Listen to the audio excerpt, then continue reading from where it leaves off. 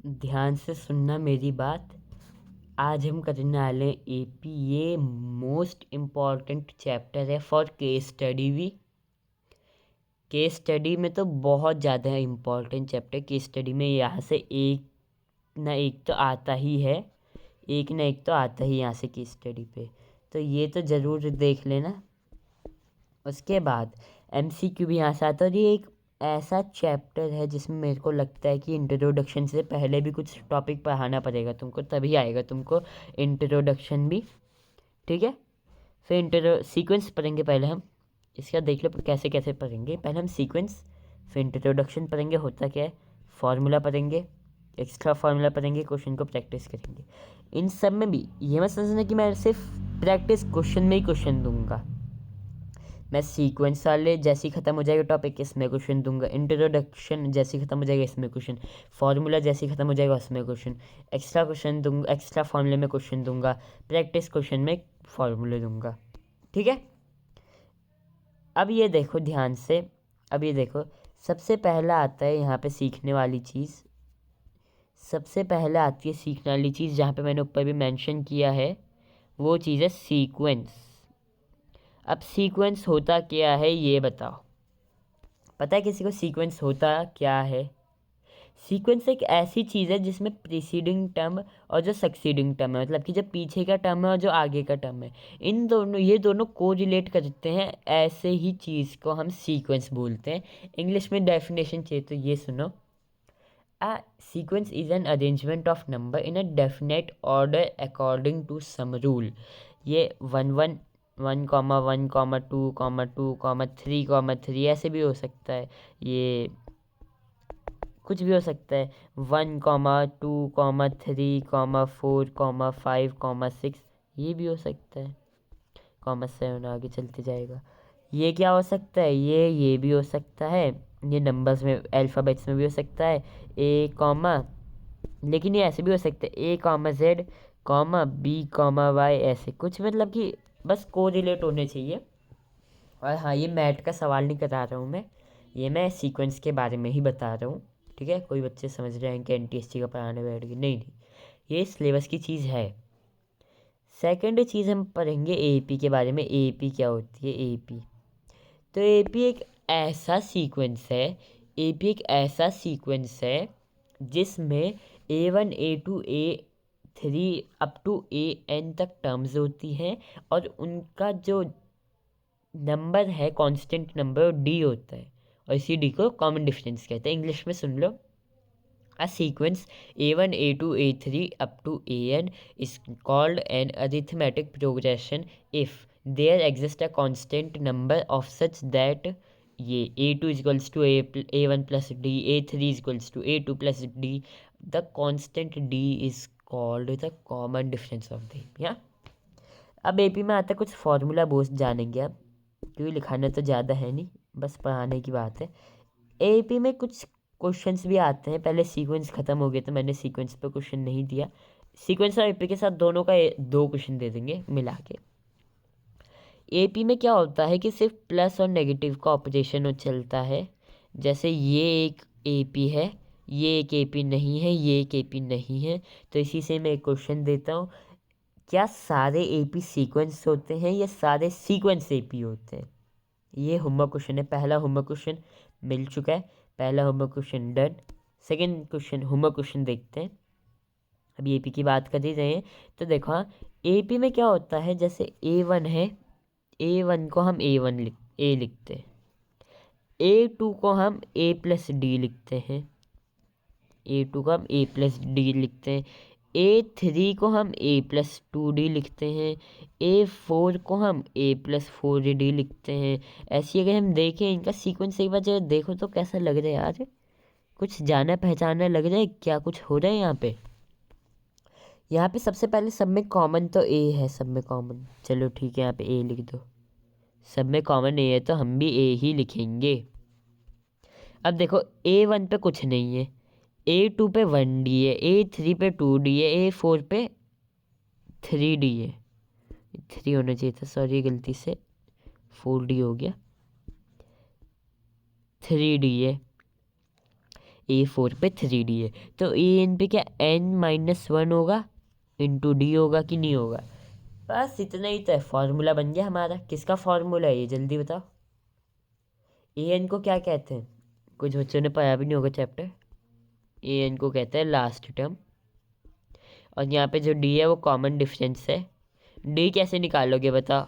D बस ये वाली चीज़ दिख रही है ना, ये वाली चीज़ A1 को उधर भेज दो, डी की वैल्यू निकल जाएगी। मतलब A2 माइनस A1 की वैल्यू डी है, A2 माइनस A1 की वैल्यू डी है, ये जान लो। बस इतनी ही थी सच्चाई वगैरह। अब जिन्होंने पहले से पढ़ा होगा था ऐसा टॉपिक, उनसे मैं क्वेश्चन पूछता हूँ। √2 कॉमा √8 कॉमा √18 कॉमा √32 कॉमा √50। जो बच्चे समझ चुके हैं मैं कौन सा क्वेश्चन पूछने वाला हूँ, जिन्होंने देखे है क्वेश्चन तो सोच लो भाई तुम्हारी तैयारी बहुत अच्छी चल रही है। जिन्होंने नहीं देखा ट्राई कर लो, आंसर आया तो बता देना। ये AP है कि नहीं है, बस ये बता दो, ये बता दो, देख के बता दो, देख के ही पता चलेगा AP है कि नहीं है। ठीक है, हाँ। डी निकाल दिया हमने यहाँ से डी पता चल चुके हैं। अब चलो भाई, अब मुझे एक चीज़ बताओ, SN का फॉर्मूला याद है। SN का फॉर्मूला निकालते कैसे, चलो अभी निकालना भी सिखाता हूँ।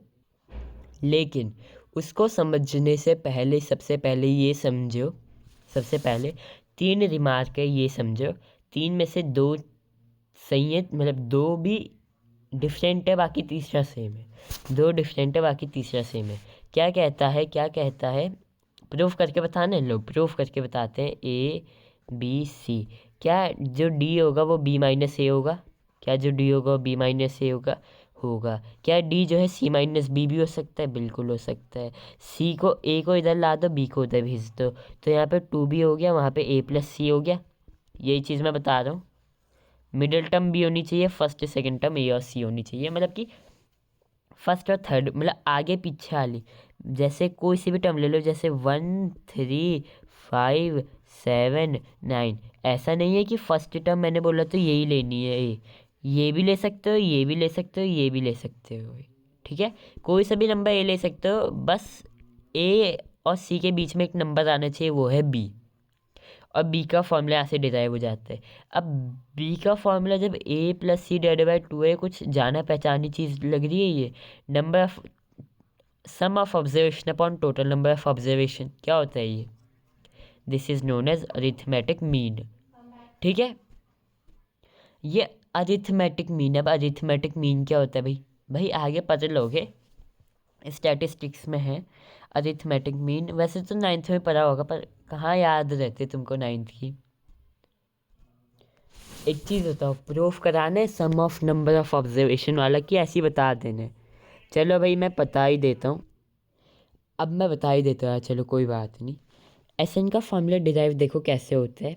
हमको पता है A1 A2 A3 A4, A1 comma A2 comma A3 comma A4 up to AN।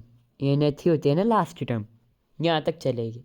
हमको पता है लास्ट टर्म है, हमको पता है मतलब फर्स्ट टर्म है, हमको पता है लास्ट टर्म है, हमको पता है सेकंड है, थर्ड है, फोर्थ टर्म है। पता है कि नहीं पता, बिल्कुल पता है। A1 का फॉर्मूला बताओ। A1 को क्या कहते हैं, A कहते हैं। A2 को क्या कहते हैं, A+D बोलते हैं, अभी सिखाया था ऊपर भी है ना। A3 को क्या बोलते हैं, A3 को क्या बोलते हैं, जल्दी बताओ। A3 को क्या बोलते हैं, A+2D बोलते हैं। A4 को क्या बोलते हैं, A+3D बोलते हैं। ठीक है, जब हमने ये जान लिया, और ANH लास्ट वाली टर्म भी लिख लो, ANH लास्ट वाली टर्म भी लिख लो। ANH को क्या कहते हैं, A+N-1D, A+N-1D। ठीक है, यहाँ तक समझ में आ गया। चलो यहाँ तक अगर समझ में आ गया तो अब SN का फॉर्मूला बता दो क्या है। अब हम जब SN की बात करेंगे तो हम A1 भी लेंगे प्लस A2 भी लेंगे प्लस A3 भी लेंगे, अप टू कहाँ तक चलेंगे हम, ANH तक तो चलेंगे ही ना, प्लस का ANH भी ले लेंगे। अब देखो यहाँ पे ध्यान से, SN यहाँ तक ANH तक जा रहा है कि नहीं जा रहा। सबकी वैल्यू लिख दो। A1 की वैल्यू A है, A2 की वैल्यू A+D है, A3 की वैल्यू A+2D है, और कहाँ तक जा रहा है A+n-1D तक। ये कहाँ तक जा रहा है A+n-1D तक जा रहा है, ठीक है, यहाँ तक जा रहा है। अब क्या इस पैटर्न में से A+n-1D को पहले लिखेंगे, A+n-1D को पहले लिख दिया, ब्रैकेट लगा दिया, प्लस किया हमने A+D, बाकी तो ये वैसे ही वापस से वही लिख रहे हैं, आगे चलता जाएगा, ठीक है। अब आगे वाले पन्ने पे करेंगे बाकी का। ये है यहाँ पे SN को जब हमने वैसे लिख दिया तो 2SN की वैल्यू क्या आएगी बताओ जल्दी से। जब हमने SN की वैल्यू ये पुट कर देती है तो 2SN की वैल्यू क्या लिखेंगे हम बताओ। 2SN की वैल्यू बस 2 मल्टीप्लाई कर देंगे, यहाँ पे 2 मल्टीप्लाई कर देंगे कि नहीं करेंगे। तो ये क्या हो जाएगा 2A हो जाएगा, 2A हो जाएगा ना, प्लस n-1D हो जाएगा। 2A लिख सकते हैं हम इसको, प्लस n-1D लिख सकते हैं, 2A प्लस n-1D, ठीक है। 2A प्लस n-1D लिख दिया हमने, यहाँ पे ब्रैकेट लगा दो वापस से, यहाँ पे वापस से ब्रैकेट लगा दिया, प्लस वापस से लिख दिया हमने 2A प्लस n-1D, प्लस वापस से क्या लिख दिया 2A प्लस n-1D लिख दिया। अब ये कब तक चलते जाएगा, ये चलते जाएगा जब तक ये n टर्म्स तक ना पहुंच जाए, जब तक ये कहाँ तक नहीं पहुंच जाए, n टर्म्स तक नहीं पहुंच जाए। तो क्या हम ये लिख सकते हैं 2SN की value n into 2A plus n-1D होगी, 2A प्लस n-1D होगी कि नहीं होगी बताओ जल्दी। और जब ये हो गया ये 2 को हटा दो, यहाँ नीचे पे पुट कर दो, तो आ गया फॉर्मूला, यहाँ से फॉर्मूला आ गया। और दूसरा फॉर्मूला यहीं से डिराइव कर लो, 2A को A प्लस ए लिख सकते हैं, बिल्कुल लिख सकते हैं। तो यहाँ पे A प्लस कर लो। अब जो बाकी का A प्लस n-1D है, इसको हम nth टर्म लिख सकते हैं, निकल गया दूसरा फॉर्मूला, यहाँ से दूसरा फॉर्मूला भी निकल गया ईजिली। अब हम बात करेंगे इसके कुछ प्रैक्टिस क्वेश्चंस पे, ठीक है, इसके भी कुछ क्वेश्चन दे देते हैं। एक क्वेश्चन है सम ऑफ 20 टर्म्स निकालो, यहाँ पे अगर AP है 1 4 7 10 आगे चलते जा रही है। सेकंड क्वेश्चन है सम ऑफ 30 टर्म्स निकालो, अगर सेकंड टर्म 2 है और 17th टर्म 22 है, तो निकालो इसका आंसर। और ये थोड़ा सा हार्ड क्वेश्चन है। एक AP है जिसमें 37 टर्म्स है, sum of 3 middle most term is 225 given है हमको, सम ऑफ लास्ट 3 टर्म 429 है, AP बतानी है हमको, ठीक है। हमको AP बतानी है। अगर n गिवन है 37, sum of middle most terms given है कितना 225, 3 मिडिल मोस्ट टर्म्स, और लास्ट है sum of last 3 terms is 429, last 3 terms is 429 आ जाएगा। चलो तो एक लास्ट क्वेश्चन सुनो, अगर sum of mth term is equals to 1/n और sum of nth term is equals to 1/m, तो हमको प्रूफ करके बताओ कि सम ऑफ mnth टर्म जो होगा वो 1/2 mn प्लस 1 होगा, 1/2 mn प्लस 1 होगा, ये बताओ। हो गया। अब करेंगे प्रैक्टिस क्वेश्चंस को। अब क्या करेंगे, क्वेश्चन को प्रैक्टिस करेंगे, होमवर्क क्वेश्चन नहीं था तो एकदम पहले तो सेम टू सेम एक और क्वेश्चन कर लेते हैं जो मैंने अभी होमवर्क में दिया है हार्ड वाले, उसमें से एक सेम टू सेम क्वेश्चन अभी कर लेते हैं, ठीक है। सो क्वेश्चन है A P sum of M terms is equals to N. क्या बोला है? सम ऑफ एम टर्म्स ये है एन के equal. Sum of n terms is equals to m. Sum of n terms is equals to M.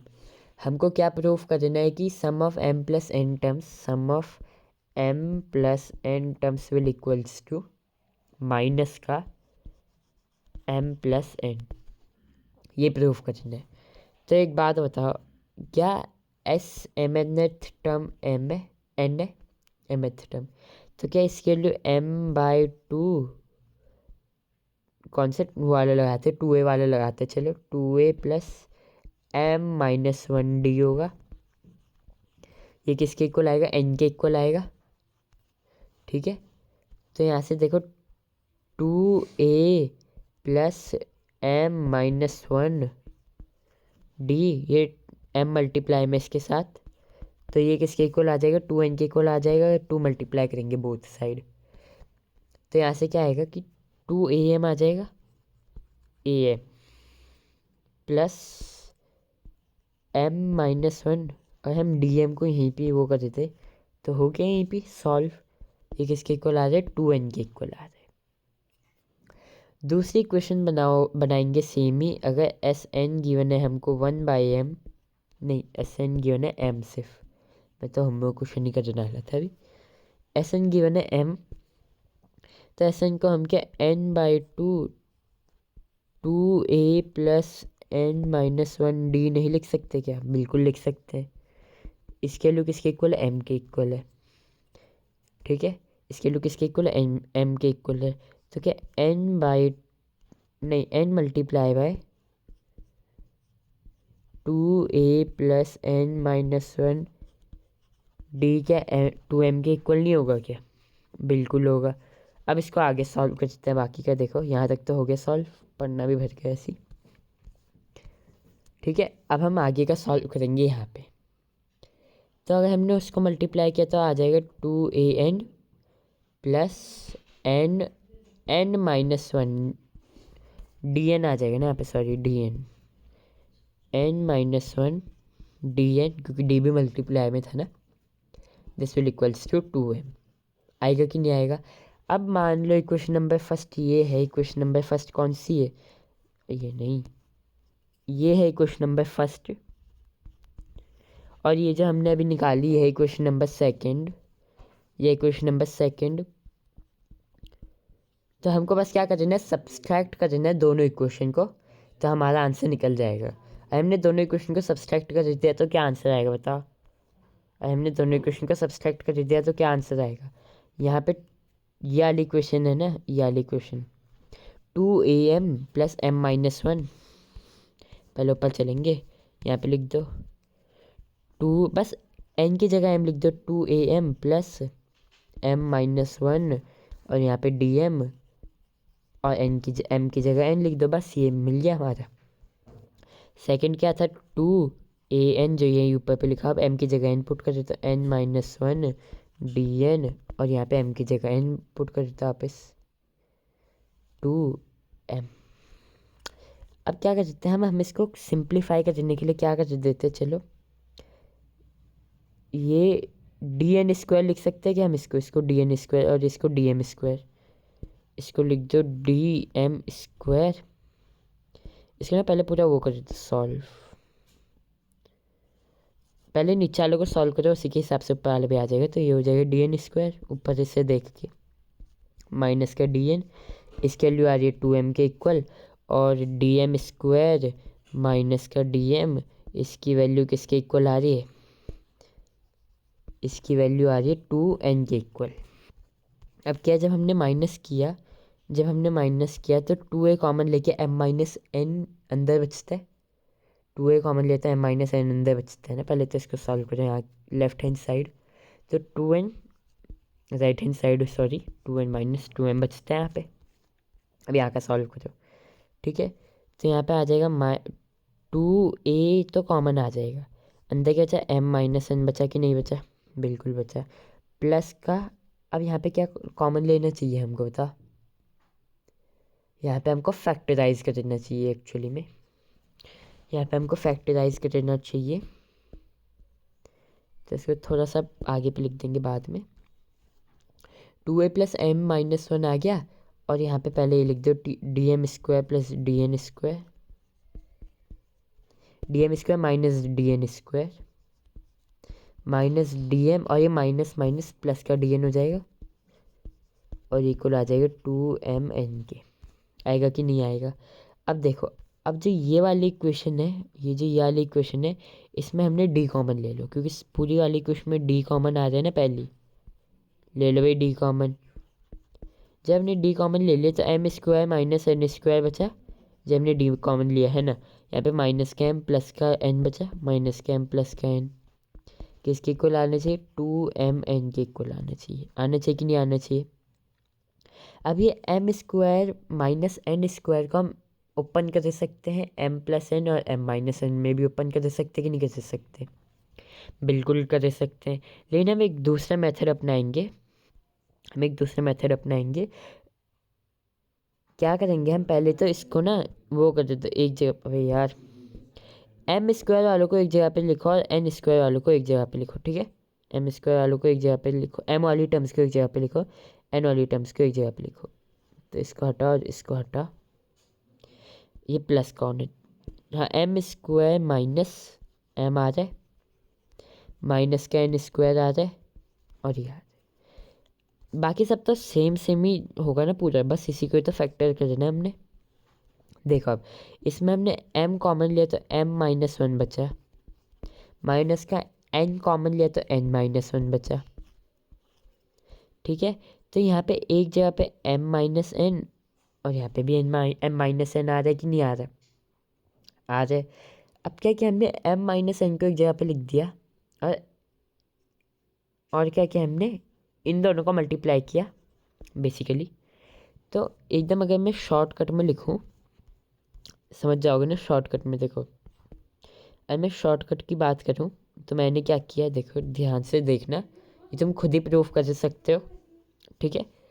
हमने क्या किया, M square minus N square कर दिया एक जगह पे, ब्रैकेट बना लो, और क्या किया हमने? माइनस का एम माइनस एन ले लिया एक जगह पे, माइनस का एम माइनस एन ले लिया एक जगह पे, और यहाँ पे बना दिया डी, यहाँ पे बना दिया डी, क्योंकि डी कॉमन लिया था ना उस टाइम।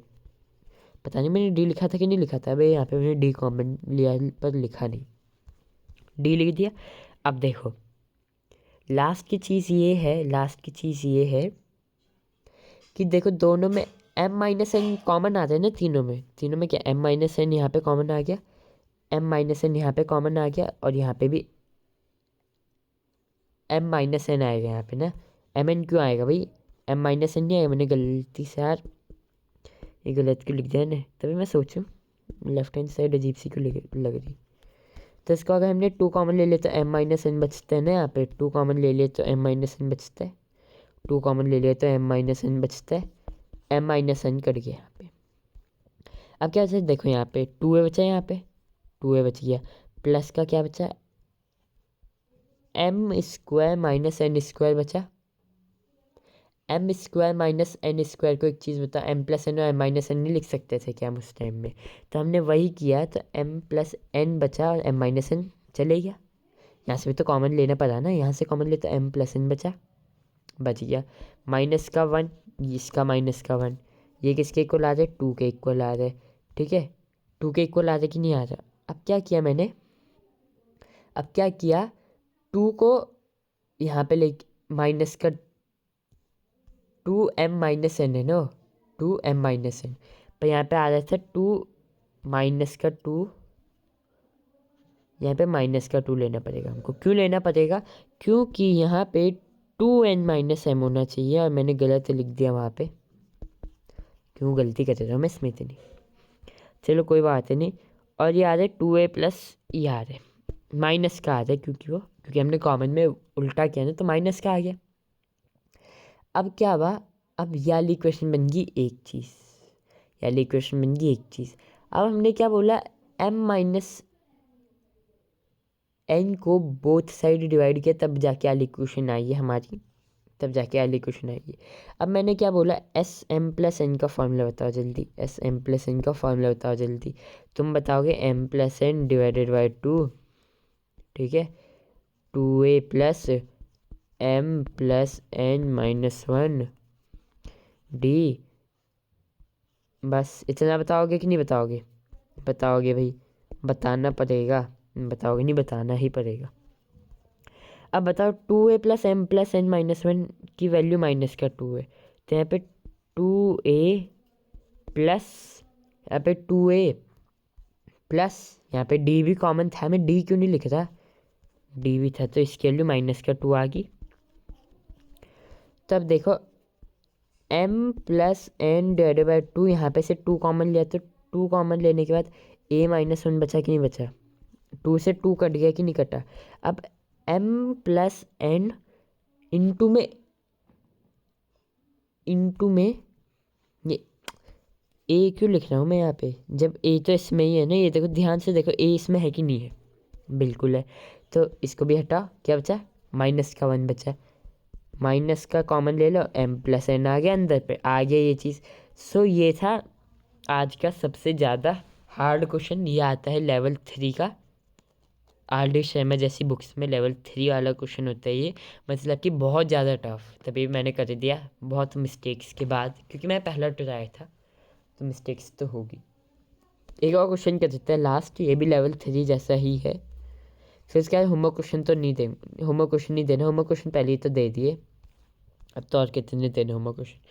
ठीक है, एक क्वेश्चन है, एक क्वेश्चन है, एक क्वेश्चन है, एक क्वेश्चन है। एक AP है 1 + 4 + 7 + 10, 1 + 4 + 7 + 10 up to +x, this will equals to 287, this will equals to 287। अब एक चीज़ बताओ, a-nth टर्म क्या x है? a-nth टर्म क्या x है? लास्ट टर्म x ही तो है ना। a-nth टर्म का फॉर्मूला क्या होगा? a + n-1d होगा, this will equals to x। n को निकालना है हमको बस x के टर्म्स में। a क्या है? 1 है, a क्या है? 1 है, प्लस n-1, d की वैल्यू क्या है? d की वैल्यू है 3, d की वैल्यू है 3, माइनस क्या है? 3 नहीं, प्लस का 3 है, this will equals to x। अब इसको केयरफुली करेंगे, 1 + 3n-3 हो जाएगा, this will equals to x। So 3n, यहाँ पे 3n आया और यहाँ पे इनको सॉल्व करके माइनस का 2 आया, वहाँ पे जाके प्लस का 2 आ गया, x + 2 हो गया। n की वैल्यू क्या आ रही है? x + 2 डिवाइडेड बाई 3 आ रही है। n की वैल्यू क्या आ रही है? x + 2 डिवाइडेड बाई 3 आ रही है, बिल्कुल आ रही है। अब पुट कर सकते हैं कि हम n/2 वाली a + l वाली क्वेश्चन में Sn कितना गिवन है हमको पहले बता। Sn गिवन है हमको यहाँ पे 287, 287 की वैल्यू क्या है? n/2 x + 2 डिवाइडेड बाई 3 और a + l, a plus a-nth term कितनी? a-nth टर्म भी तो x ही है ना। हाँ, बस अब इसको सॉल्व कर दो तो आंसर आ जाएगा, 287 × 3 हो जाएगा। यहाँ की साइड क्या बचेगा? x² प्लस का x प्लस का 2x प्लस का 3x और प्लस का 2, और कितना आ जाएगा? 7 3 जा 21, 1 2 8 24 25 26 6 2 3 6 7 8 861 आ जाए, 861 आ जाए। इसका मैं उठा देता, 861 आ जाए और ये इक्वल आ जाए किसके? x² + 3x प्लस का 2। अब x² + 3x बोथ साइड हमने माइनस क्या 861, तो यहाँ पे क्या बचा? माइनस का क्या बचा? प्लस का 2 है, माइनस का 861 है, तो माइनस का 859 हो गया, माइनस का क्या हो गया? 859 हो गया, दिस विल इक्वल्स टू 0। अब सॉल्व करके देख लो, जो आंसर आएगा सॉल्व करने आपका टास्क है, आपका होमवर्क है, ठीक है, ये आपका होमवर्क है। क्योंकि क्वाड्रेटिक इक्वेशन का 4 फॉर्मूले बताए थे ना, 4 नहीं 3 बताए थे, 3, उन 3 में से कोई सा भी लगा दो आंसर निकल जाएगा। उन 3 में से कोई सा भी लगा दो, आंसर निकल जाएगा। निकल जाएगा कि नहीं निकलेगा बताओ? निकल जाएगा तो हो गया फिर, यही तो है क्वेश्चन। हो गया ना? चलो तो होमवर्क इतने ही क्वेश्चन थे, होमवर्क भी कंप्लीट होना चाहिए, शॉर्ट्स में आंसर मिल जाएगा, ठीक है। So hope you guys enjoyed this video. Leave a like if you enjoyed it, and thanks for watching.